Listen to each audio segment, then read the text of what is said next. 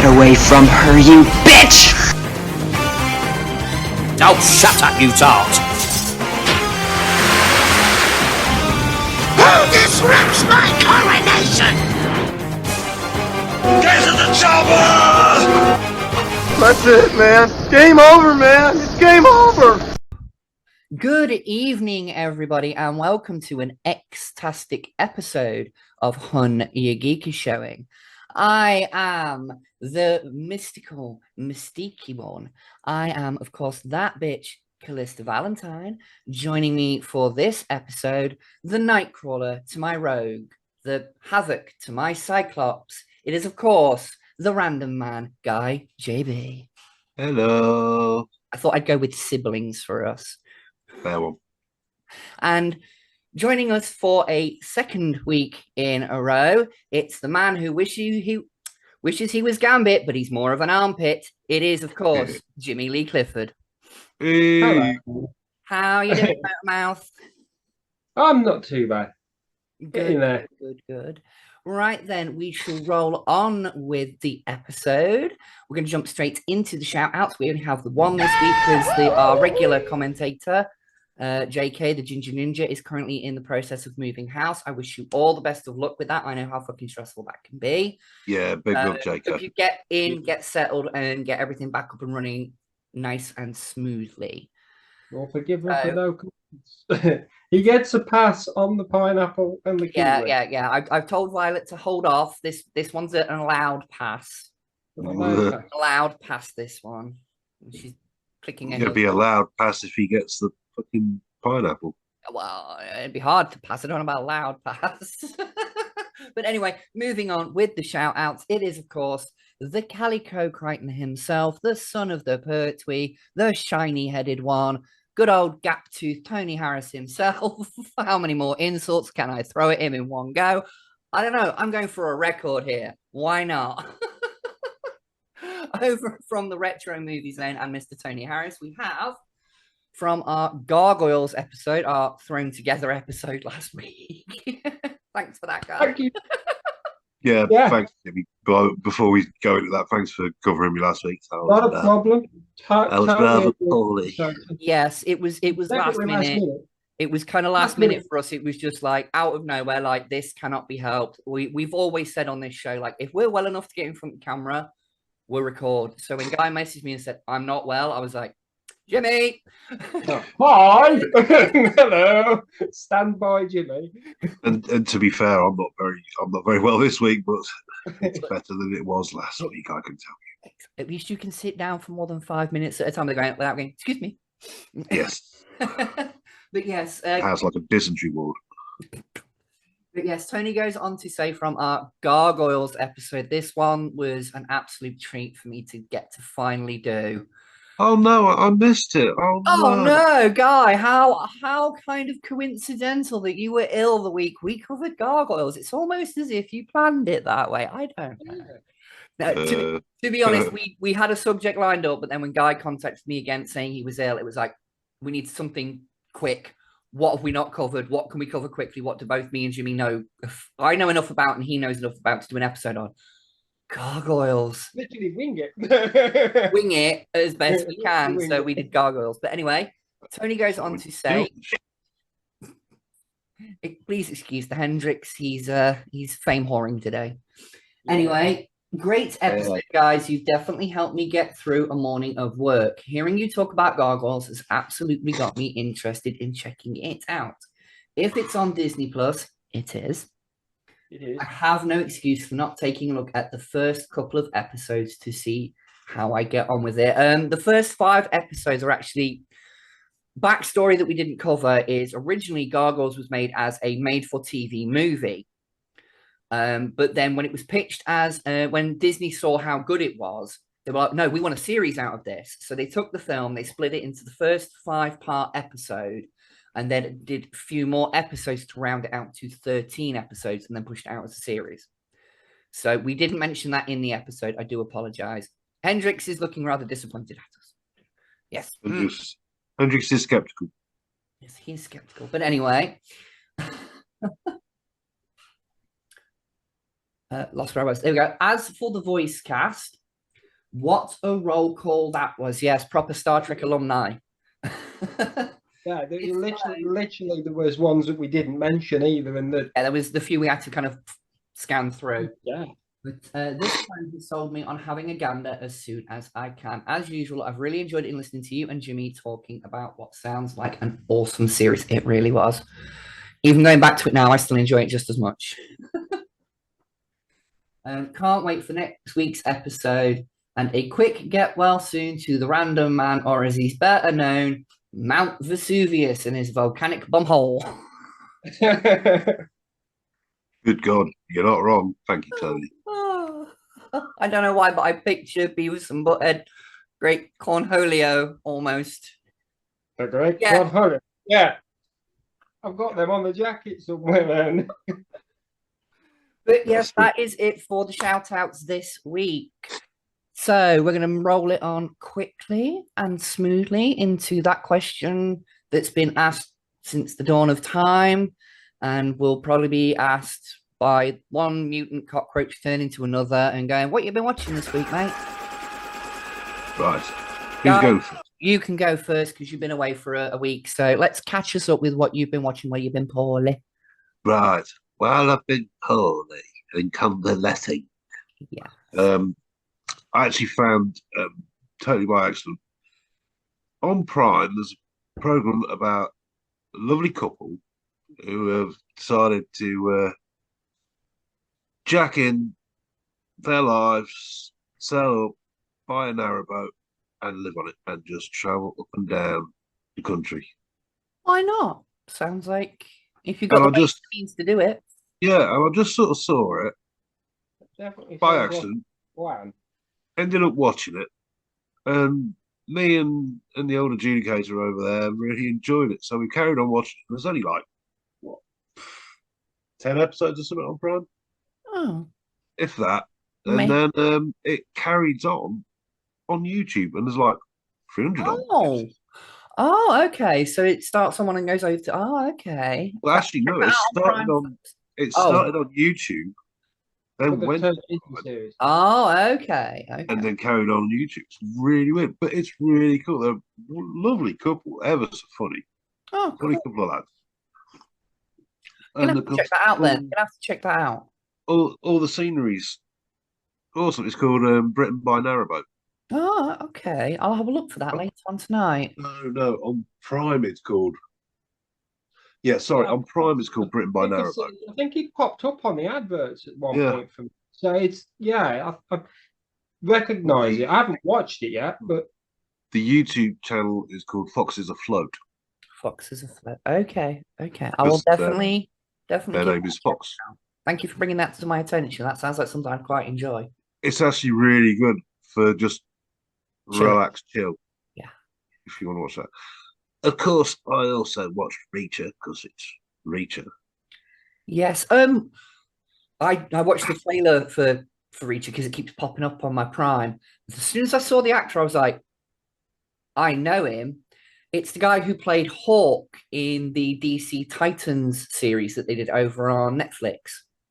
And if you've never watched that, little tangent here, if you've never watched that, okay, it's not super comic book accurate, but it's a good superhero show because, okay, it's not like The Boys, but it's got a level of violence you would not expect from that's one that that's one that I watched and it dropped back off. So I have seen some of that, and then I've watched maybe I watched the first season when it first come out, and it's rattling in the back of my brain. Yeah. And then because I was waiting for the next one, it dropped off.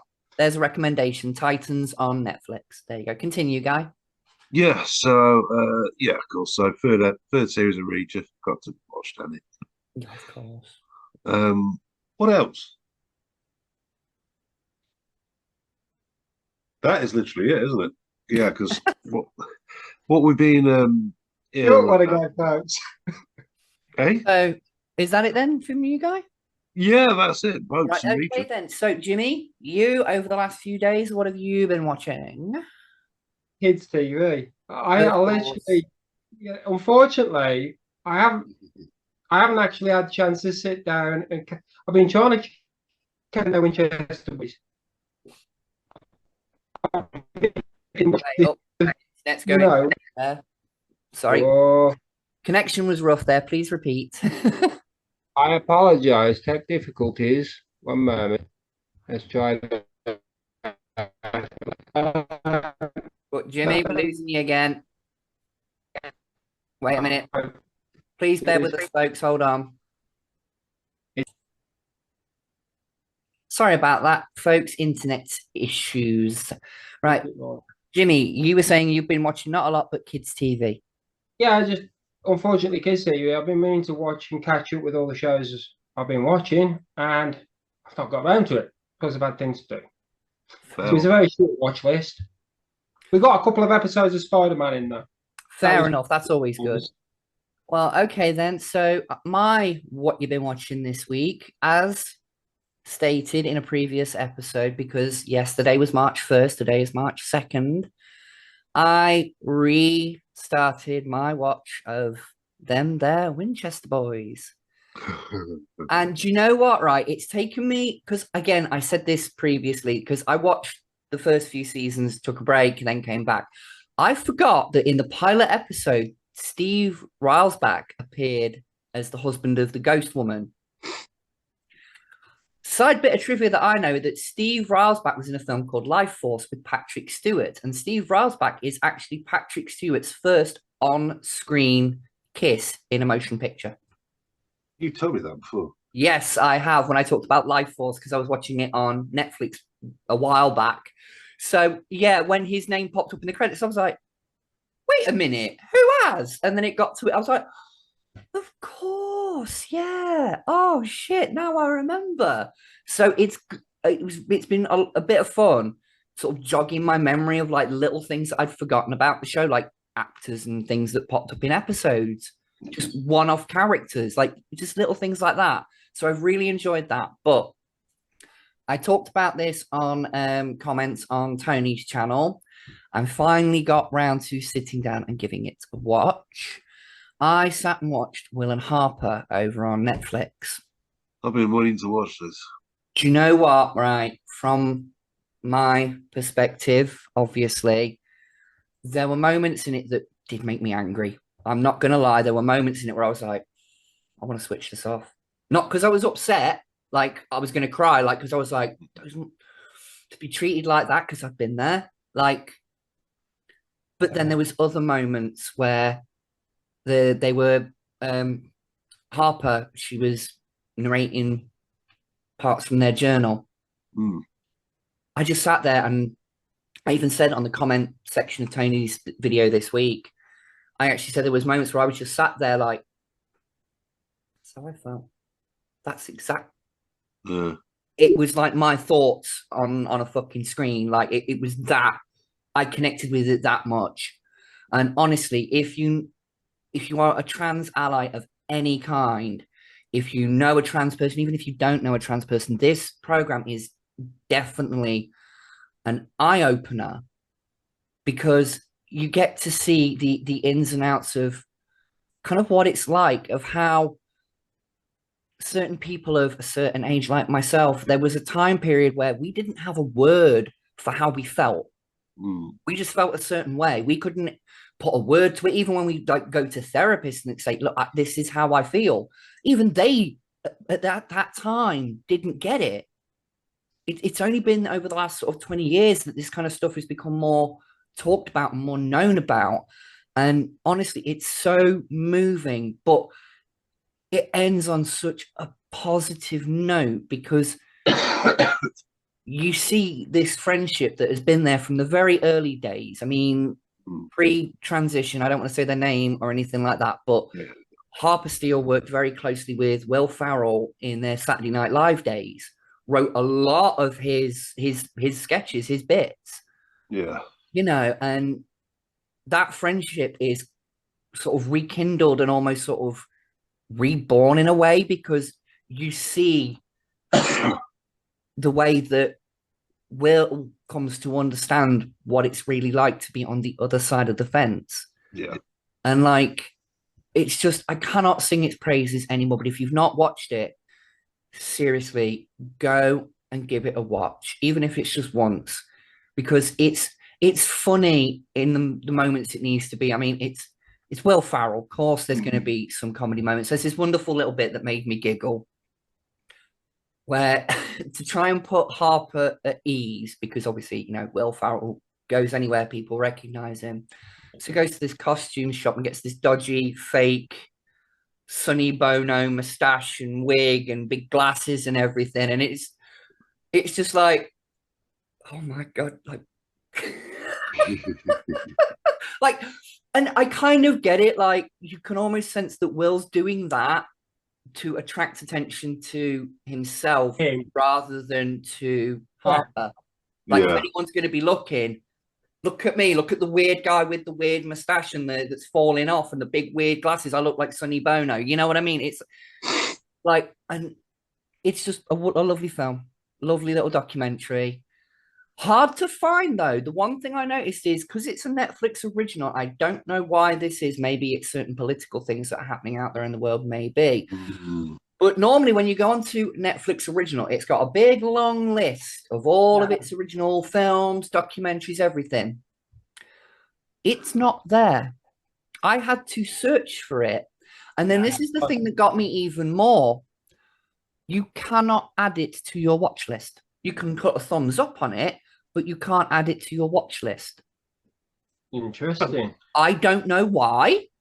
It is interesting. Maybe it's the subject matter. Maybe it's a certain Cheetos political viewpoint that has caused Netflix to go, we best bow down to the Overlord before he kills us.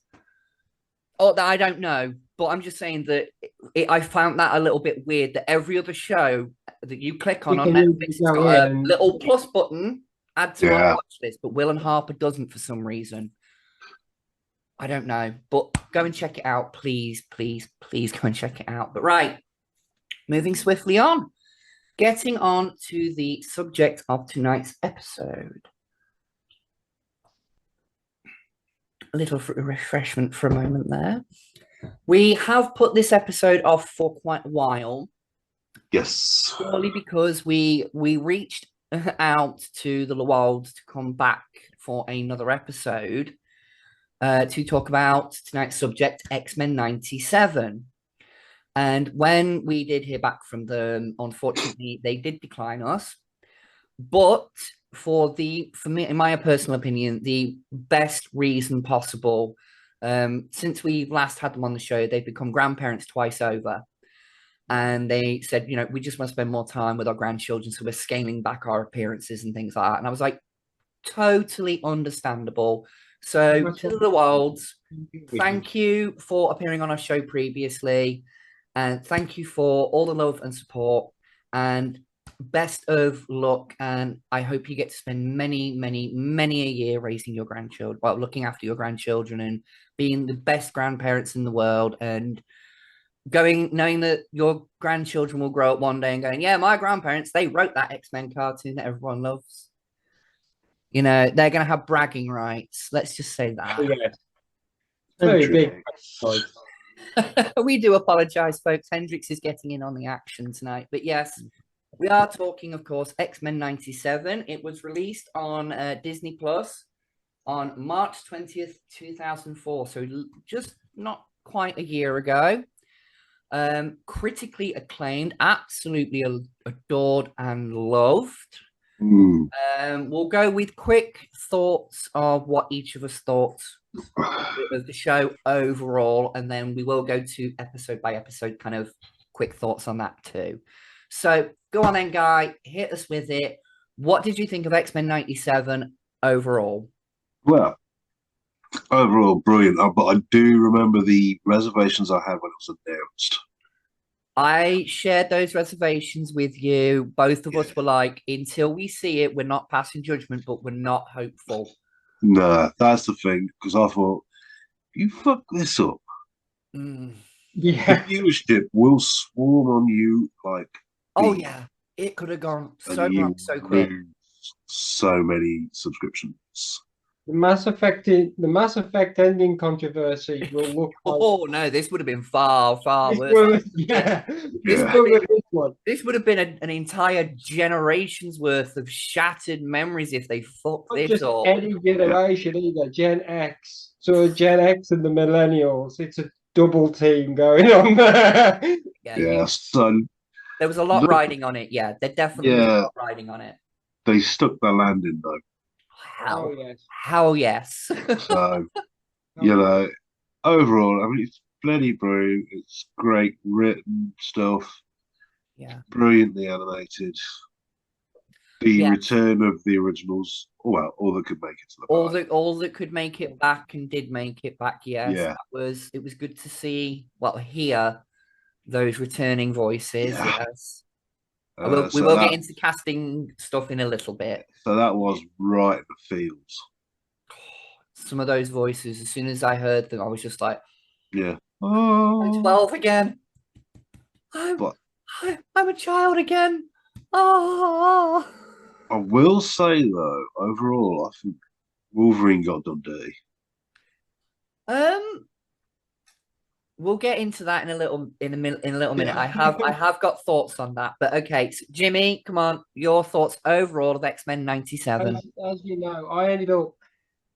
I sort of was watching. I was watching Honey Geek show and that, and I heard about it coming out and everything. And I was like, "Oh, please don't screw the pooch on this." See? I think everyone was that exact same. And you know me, I thought, you know what? I waited for the first couple of episodes. I was a couple of weeks late, I and jumped then on day one. I got nothing yourself, Calista, and then occasionally Guy to when I'm watching when you get. You need to watch it. Why haven't you watched it? You need to watch it. So I put it on, and from the intro, Yeah, Majesty, I was back to being a kid. It was weird for me, but you Mm. know, you brought me on because I'm the dad watching my son doing the exact same thing. yeah. No, that's That's We're going to get into the generational thing in a little yeah, bit as well. We've got that to yeah. cover We'll too. hold that off a bit, but yeah, it was. This is. I can't wait for season 2, and again, don't screw the pooch. And we're going to get onto that in a little bit. But for me, much like Guy, there was much apprehension from my side of things. Mm. And then we started seeing some sort of pre some of the animatics reveals of some of like the character designs. And some of them I was like, I don't like the Wolverine design, I was like, I don't see a difference. Yeah. But Rogue, it was like Mm. there's something different. I can't put my finger on it, but there's I know exactly what it is. I think I know what that might be. They're not allowed to do the derriere. Marvel figures, as in the old 90s derriere. Yeah, the how do you fit your internal organs inside that waistline type look? I do get what you're saying there, but you can't do that. The one that really threw me when I saw the pre-character designs was the Magneto one, where he had the bondage gloves up to here with the off sleeves and the big M. So I did some digging on my own. I wasn't prompted to. I was like, I have a feeling that's from somewhere. I did some digging. It has been in the comic books. So I was like, okay, comic books, I'm fine with that. If it's not just they're giving Magneto this costume because, then if it's got a comic book equivalent, I'm okay with it. Change it a bit, but I'm okay with it. But anyway, I was kind of on that fence of, I don't know about this. I jumped on it day one. And much like Jimmy just said, like it did that previously on X-Men. And then you get the doom, doom, doom, doom, doom, doom. I was like, I'm in. Yeah. From 30 seconds, not even 30 seconds in, I was like, I'm sold. I'm watching it. I'm done. I'm paying my subscription. I'm happy with this. Keep going. And from first episode to last, I fucking loved it. But the one moment that made me physically scream at the TV, you bastards, was that final episode with those 3 little words in white with the dot, dot, dot.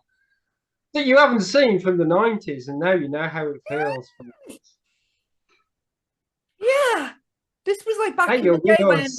when like going live would show Spider-Man in chunks, and then you get to the end of the season like, right, that's no more Spider-Man until next year. It's like, no, it's that Hey, moment again. But yeah, okay. So from start to finish, I absolutely freaking loved it.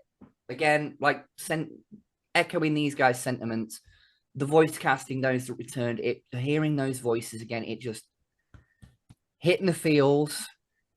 But yeah, we're gonna jump into it now. We're gonna go. Should we do casting first, or should we do episode by episode?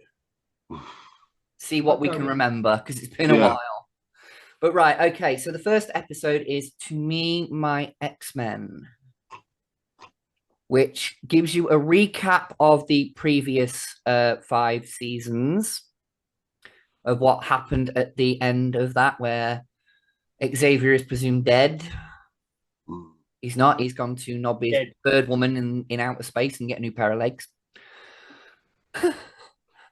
Sounds like banging space girls. Xavier, you got new legs. He's an alternate universe Patrick Stewart, isn't he? Although, ironically, the original design for Charles Xavier was based on Yul Brynner, so... The funniest part is when they actually gave the casting in the film to Patrick Stewart, what am I doing in a comic book? Yeah.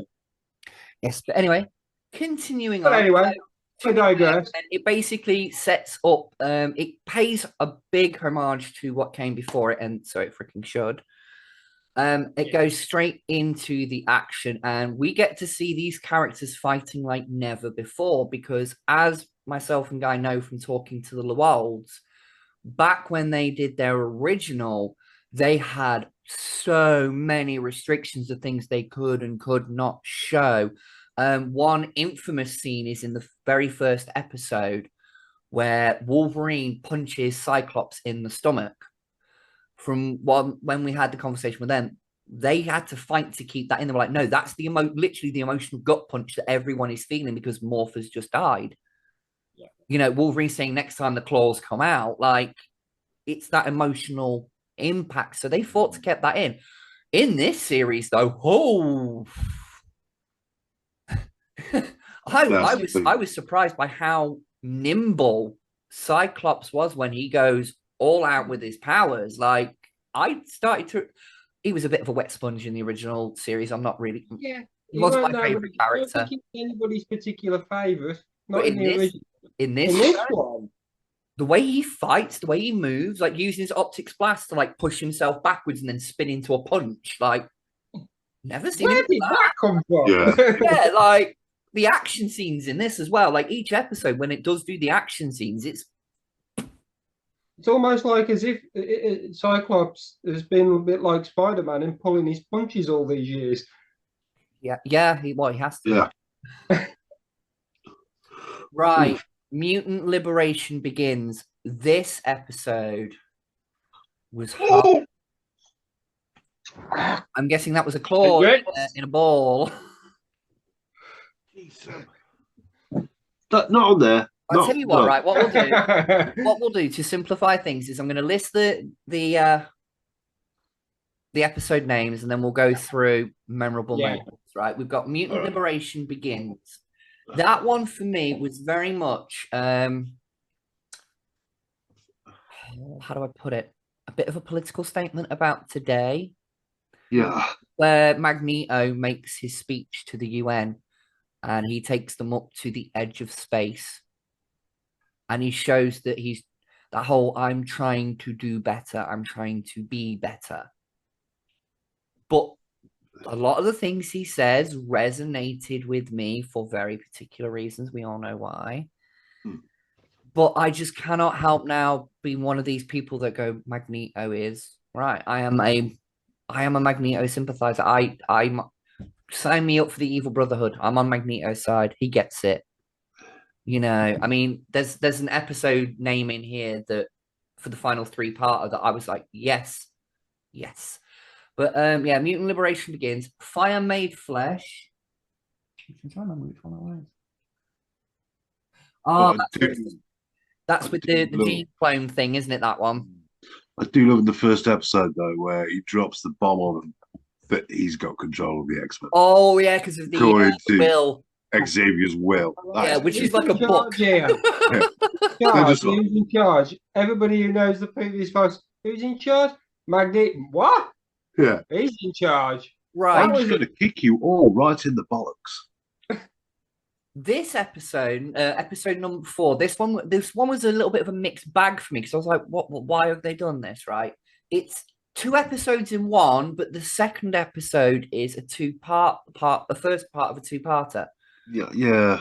But the Motendo episode with Jubilee, I kind of like that episode, but I feel like they should have done one of 2 things with it. Either split it into its own episode and make it a little bit longer and throw in a few more video game references and do a bit more of the whole Mojo thing, or not have done it at all.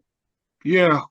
It's one of those, like, it was a good idea because it, Mojo World, they did the pulling him into the TV show in the original show. So I kind of got what they were trying to do with it, but it was, for me, filler. Too short, but it should have been a longer episode, but or not done that, and then the 2 parts should have been a longer episode. They should have done it as one long story. Because it's the first part of how Storm starts getting her powers back. Because it's at the end of to me, My X-Men, that Storm loses her powers. Yeah, which was fucking heartbreaking. Yeah, you want to start a series in a heartbreaking way? You take a fan favorite character like Storm and you strip her of her powers with that little "I cannot feel." No. Yeah. No. No, I'm not going there. No, but if you watched it, you know what I mean. Anyway, continuing on before I cry. Heartbreaking moments. We'll get to one though. Remember it. Oh, a heartbreaking episode. Yeah, they are just killers. Just this series is just like I was right there at the end of that episode where Rogue's holding him. You know, this is my favorite. Calista knows that's my favorite. I keep a pack of cards on me. Yeah. I can't talk about this episode. It is that heartbreaking, this episode. The way that's my favorite. Because a revelation comes out sort of right before this, and again that moment where Rogue's holding this particular character, and you probably can guess if you're a long-term fan. But I will say though, the return of Nightcrawler in this made my heart flutter because they're back from the original series. Apart from obviously like characters like Wolverine, my absolute all-time favorite episodes were any episodes that featured Nightcrawler and Mystique. Mystique being my all-time favorite character because shapeshifter. Hi. Just saying. There was a reason why that was always my favorite on the playground. I'm just saying. But Nightcrawler was another favorite just because I loved the look. Yeah. Something about that design, like he looks so demonic, but he's a mutant of faith. Really nice guy. He has faith in God. I think he's a Christian, is Nightcrawler, I think he's Catholic. But anyway, regardless, to see the return of Nightcrawler in this series, just and actually calling Rogue sister and all that, it's just like got me in the feels. And that fight scene with him where he's got the 3 swords. Yeah. That was comic book accurate. Yes, because he does do that. He's a swashbuckler. Then we have Life Death Part 2, which shows Storm getting her powers back and a new costume. Yeah. And it settled that age-old debate. Is it a silver costume with black highlights or a black costume with silver highlights? It's a black costume that reflects the light silver. There you go. It's been answered in the show now. There you go. But to see that comic book accurate costume, though, again, get into a later episode with comic book accurate costumes. I have a figure of Wolverine in said traditional costume, and Guy is pissed at me for that one. I can understand why. Bright Eyes. This is one where Captain America makes a cameo and Rogue. Yeah, and Thunderbolt Ross. Pardon? And Thunderbolt Ross. Yes, good old Thunderbolt Ross. And it does show that this show is actually acknowledging those original 90s Marvel shows. Fantastic Four, Incredible Hulk, Iron Man, all that lot are Even actually, if they were shit. are all actually part of this X-Men universe. So this kind of gives me hope that maybe Disney will do a little bit more and revive a few more of those shows, maybe. Yeah, it's Earth.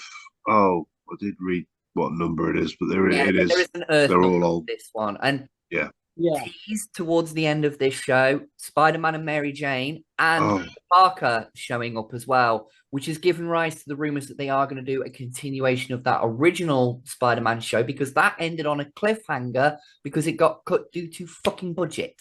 Well, as long as John Semper Jr. is involved. Spider-Man if there's voice cast coming back, if they do a Spider-Man. No, John Semper Jr. was the showrunner for the original, for that series of Spider-Man. Oh, no, but I mean voice cast as well. Like I'm saying, if they bring the original showrunner and as many voice cast as they can. Yeah. Oof. I mean, unfortunately, they won't get the voice of Madam Web because that was actually Stan Lee's wife. Yeah. Who voiced Madam Web in that 90s cartoon. It was, yes. And then this one, the final 3 episodes. Oh. Tolerance is Extinction. This had a lot of themes and really kind of serious subject matter going on. The original costumes, like we said, you saw some proper 80s comic book accurate costumes. Cyclops with the skull cap for his costume. Wolverine in the orange and tan. You know, it was just like old time proper comic book nostalgia just kicked the fuck in for that. And then we get the most, in my opinion, one of the most horrific things I've ever seen happen to any kind of character. Yeah. The forcible removal of Wolverine's adamantium from his bones by Magneto. Holy hell! Yeah, that was. I was shocked at how graphic it actually was for a cartoon. Yeah, like seeing it being like, oh, and then I was going to say they probably fought to keep that one in this time round. Yeah, you can imagine that's that animation when they're like, no, you cut that, you might as well not air the episode at all, kind of thing. Like that was a hard watch. I wasn't in near tears because I was like, oh my god, that looks painful. It doesn't look like it's not just that, but it's the fact that it shows how far Magneto was willing to go to prove a fucking point. Like he's beyond whatever he's been before. Like he's been next level evil character before, but this was like, this is the guy that you swore to. The whole fight with him and Charles, and that's pretty horrific. Because if you think about where he crushed the helmet on him, I thought he was going to pop his fucking head. I seriously thought he was going to crush that helmet around Charles to the point where it was cutting into him. I seriously thought that. Like, and then to end on it to be fucking continued.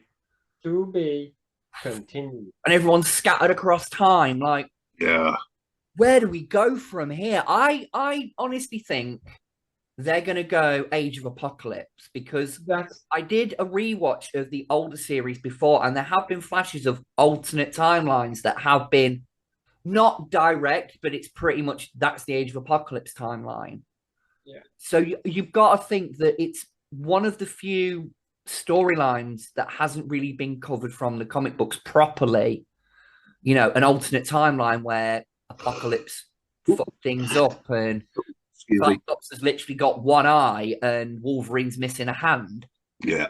You know, to see that timeline, if that's where they're going to go with it, doing these alternate variants, and the fact that that variant of Wolverine popped up in Wolverine and Deadpool, I'm just saying there seems to be a lot of Age of Apocalypse stuff popping up here and there. Yeah. Oh, time out. We need to pause for a second. Sorry, folks.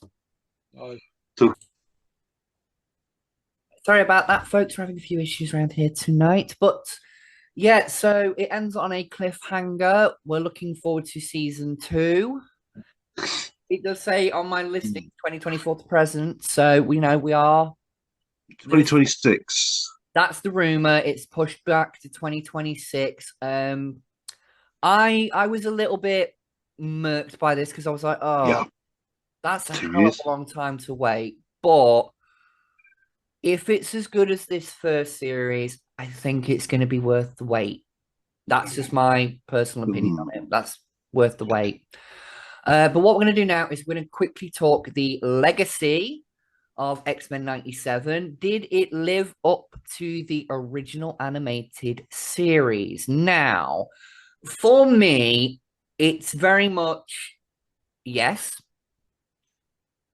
A few didn't kind of like the way they handled a few characters. The fact that Mystique was missing for most of this kind of bothered me a little bit because she was such an integral part Agree. in the original series. It was odd for her to not be around. I mean, there was speculation online that one of the UN secretary, the female one, I can't remember her name, she worked quite closely with Magneto. Yes.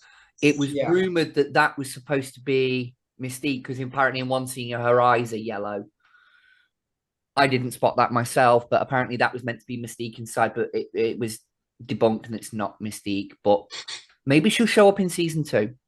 Who knows? I'd like to see Mystique return. But for me, yes, it did live up to the legacy of the original series. It paid enough homages and did enough callbacks, but also doing its own thing at the same time. And it did still very much, and I said this to the Lawalds when we had them on for the interview, the one thing I loved more than the action scenes and the drama scenes was those moments where the X-Men were just at home, hanging out, playing basketball, having a barbecue, making breakfast for each other. Those silly little incidental moments where they were just at home being themselves. I kind of loved those. And they did a few of those scenes in that were like Gambit's in the kitchen cooking breakfast and things like that. I was like, I love they've kept these little moments. It's not just they're always in costume and they're always fighting and they're always doing this. Like there was just moments of them just being people, being themselves. They're a family. Yeah, being a family. Exactly. I love that they kept that. So for me, it was a definite yes. It lived up to the hype, the expectation, and the legacy of the original show. And I hope that it does continue on that upward trajectory that it's currently on. Guy, your thoughts quickly? Yeah, I totally agree with you. I loved the sheer amount of cameos and fan service we got as well. Yes, that was brilliant. As the Walds told us during the interview as well, they said they did try to slip in as many background characters. Like apparently in the Swiss Alps episode, Mary Jane's in the background drinking coffee with Doctor Strange. Like if you watch the original show, there are background cameo characters that they didn't call out because they weren't allowed to, but it's if you know, you know. So yeah, but carry on. But it's that I do think Wolverine got done dirty though. Do that much apart from getting his skeleton removed. Yeah, although I do like the bit when Madeline is about to have the baby. He's coming and he turns around, pops his claws out. Who, Apocalypse? And it's like, no, the baby. Yeah. I love that. I did that bit made me chuckle because I was like, you're over 100 years old, you still don't know how to deal with it. Yeah, that's what made me giggle about it. It's like, given who Wolverine is, you'd think he'd know, but no. Just in instant danger. Baby. But and Cal Dodd returning as voice of Wolverine, that no one else.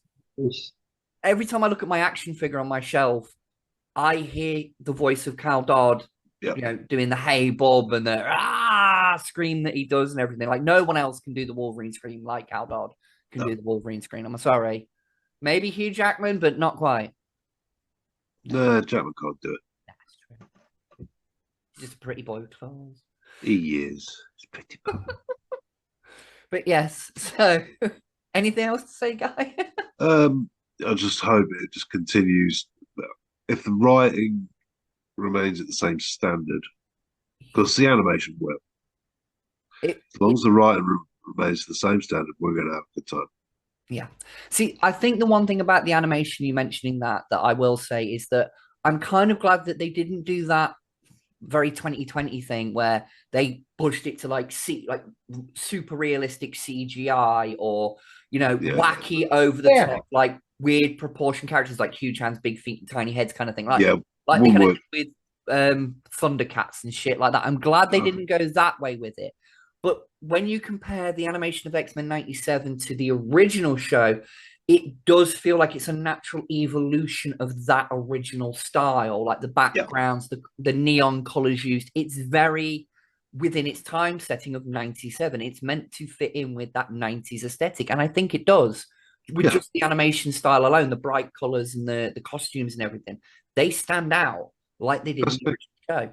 Yeah, it's only a year later. Yeah. Well, exactly. That's what I mean. It's not supposed to be set in modern. It's set in the 90s. So, of course, there's that continuation. And I love that touch. Me too. So, Jimmy, moving on to you. Basically going to repeat the same. No, it's... See, because I've had that little privilege, the generational thing. Yeah. I mean, I was going to get to that next. Folks, as we well know, this show at the moment, what's the current intro, Calista, for this show? It is the X-Men theme. I had this show on the other day, and my bubba came over to have a look because he thought it was X-Men. Yeah, he was upset because I had to pause this. I had to go and get the intro for the actual X-Men out. Both of them. Both of them. Because literally, no, he's starting to get words now. He's a late bloomer with the words. Yeah. Right?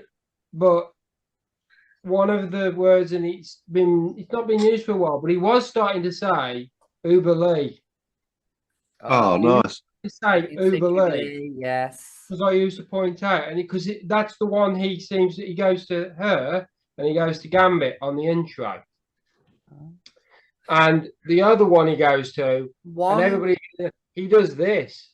You mentioning Jubilee, there is one little bit of trivia that I discovered today. Those are the three seemingly moves that he's picked up from watching the intro. He'll do that, he'll do that, and he'll do that. Right. So I think those are his three favourites, but he enjoys watching it. Right, you mentioning Jubilee, one little bit of trivia that I do know is that the original voice actress for Jubilee was Alison Court. I remember. Yeah. I know this. She did not return to voice Jubilee in the main show, but as a bit of an Easter egg, because Alison Court is better known to most fans as the voice of Claire Redfield in the Resident Evil series.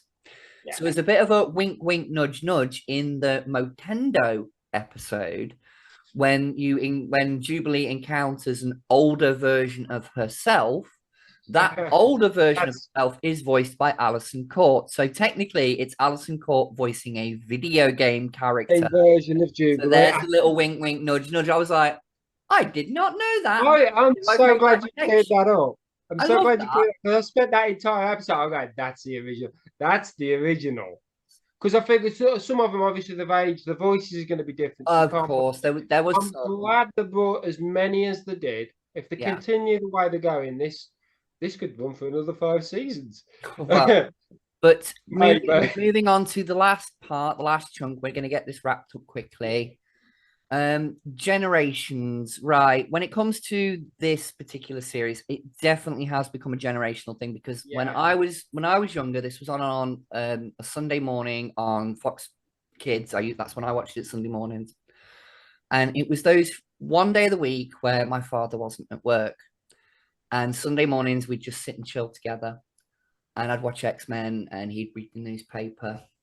So I watched X-Men with, my dad. And it's brilliant. And Jimmy, you will echo this, I'm sure, that the fact that I can now share that same love of that same show with my own child, just it's third generation now. And I'm sure there's going to be more. Like, if this series goes on 20 years from now, we might have X-Men, I don't know, 2024. X-Men 07. You never know. 20 years from now, they do X-Men 07 because it's nostalgic, isn't it? Yeah. we always seem to look back by about 30 odd years. So, 20, 30 years from now, they'll be doing X-Men 07, where it's what were the X-Men doing in the early 2000s? And Jubilee will have like a fucking flip phone, like what was it? Motorola Edge. She'll have a Motorola Edge. And everyone will be phone. MP3s. You know what I mean? Like, it could. You never know. You never know. Fucking hell. But right, that has been our X-Men 97 episode. We're going to wrap things up here for the night. If you haven't watched it, watch it. Yes, Tony. Absolutely. If you haven't watched it, watch it. And if you haven't watched the other 5 seasons because you don't, go and watch them as well. Yeah. They're all there on Disney. Yeah. Watch the lot. Do it as a 6-season binge. Yeah. You won't regret it. You really won't regret it. There are some cracking episodes. One thing I'm going to say quickly before we go actually is to all those people out there who complain that X-Men 97 was just like the original show, apart from all that wokery bullshit they shoved in it. Balls. Clearly, you've never watched an X-Men episode in your life, because if you were any kind of an X-Men fan, you would know that X-Men are quite literally the face of being alt, of being anything that's different. The show, the comic book, everything. There's wokery. What you would call wokery is all over the X-Men. It's about acceptance and all that. Like, just you're clearly not a fan. If you, it's all right. But it's gone previously aforementioned. Go back to the original first episode. Start there in the 97. Work your way through that. Then go watch this. You don't need to go. You can go further back than that. It was woke in the comics. Yeah, that's what I mean. Like from the beginning. From the beginning. If you can find them and you can buy them, go and get the comics because they've been like that since they were. X-Men in their inception were an allegory for the civil rights movements and things like that. That's kind of what X-Men was all about. It was Stan Lee famously once said, Marvel is all about holding up a mirror to what's going on outside in the world. It's very true. If you need another hint for that, for another show, Stranger Things has that with there's in the book I was reading. Quickly, Jimmy. Do that. It's been like that for ages. Right. I'll shut up now. This is it. We're signing off now. It is, of course, good night from me. And it's good night from me. It's good night from me. We'll catch you in the next one, guys. And good night from Miss Chonk here, Temperance. Good night, everyone. We'll catch you in the next episode. Bye. Take it easy.